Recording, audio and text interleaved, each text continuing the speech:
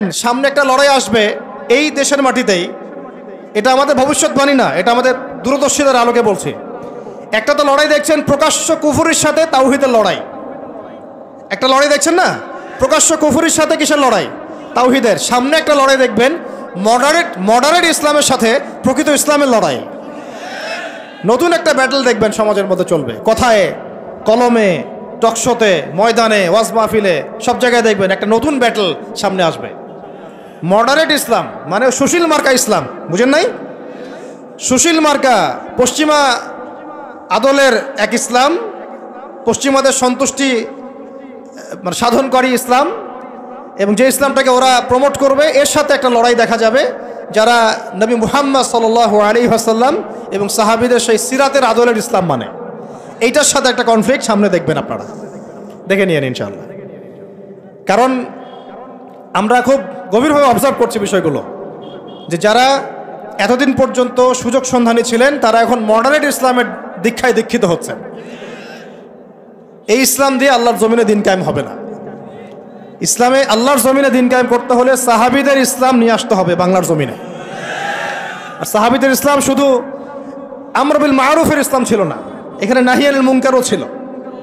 মানে আপনারা হয়তো বোঝেন নাই, মানে শুধু সৎ কাজে আদেশের ইসলাম ছিল না, বরং অসৎ কাজে নিষেধের ইসলামও ছিল। শুধুমাত্র আমরা ভালো ভালো কথা বলবো, অন্যায় নিষেধ করব না, শুধুমাত্র তাবলীগের কথা বলবো, আল্লাহর জমিনে দিন কায়েমের কথা বলবো না, প্রয়োজনে আমরা জুলুমের বিরুদ্ধে দাঁড়িয়ে যাব না, জালেমের বিরুদ্ধে প্রতিবাদ করব না, এইরকম ইসলাম, এইরকম মানহাজ দিয়ে আপনি বাংলাদেশের জমিনে দিন কায়েম করতে পারবেন। এখন কথা হচ্ছে, আমি অনেক গভীরে চলে যাচ্ছি।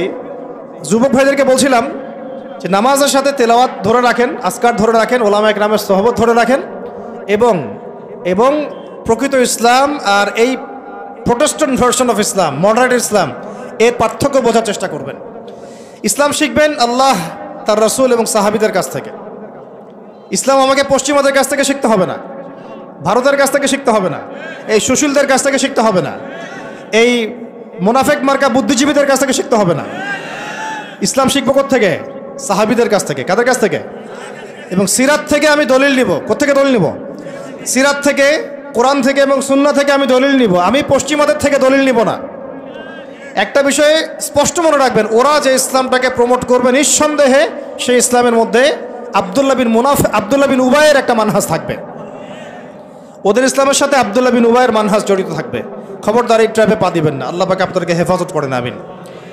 এরপরে আসেন যে পয়েন্টটা নিয়ে আমি এদিকে চলে আসছি, যে আমাদের সমাজের এই সংকটগুলা, যে বড় বড় লেভেলের সংকটগুলো, এগুলোকে যদি আমরা দূর করতে চাই তাহলে আল্লাহর কসম করে বলছি, রাষ্ট্র ব্যবস্থায় পরিপূর্ণ ইসলাম কায়েম না হওয়া পর্যন্ত আমরা পরিপূর্ণ স্বাধীনতা অর্জন করতে পারবো না। এইটা একদম নিজের মধ্যে সূরা ফাতিহার মতো মুখস্থ করে নেন। যতই আমরা জনবল দেখাই না কেন, যত মাহফিল করেন, যত প্যান্ডেল নিয়ে আসেন, হ্যাঁ, যত আপনি স্লোগান দেন, আরও তো অনেক কিছু করছি আমরা, ঠিক আছে, কাজ তো ভালো, আলহামদুলিল্লাহ, কোনো সমস্যা নাই। বাট এই কাজগুলো ভাটা পড়ে যাবে যদি উপরের লেভেলে ইসলামকে নিতে না পারি আমরা। এমনকি মসজিদের মধ্যেও আমরা স্বাধীন থাকতে পারবো না যদি আমরা রাষ্ট্র ব্যবস্থা ইসলামকে নিতে না পারি। গত 10 বছর দেখেন নাই, জুমার খুতবা কি দেওয়া হবে সেটার উপরে চাপ প্রয়োগ করা হয়েছে।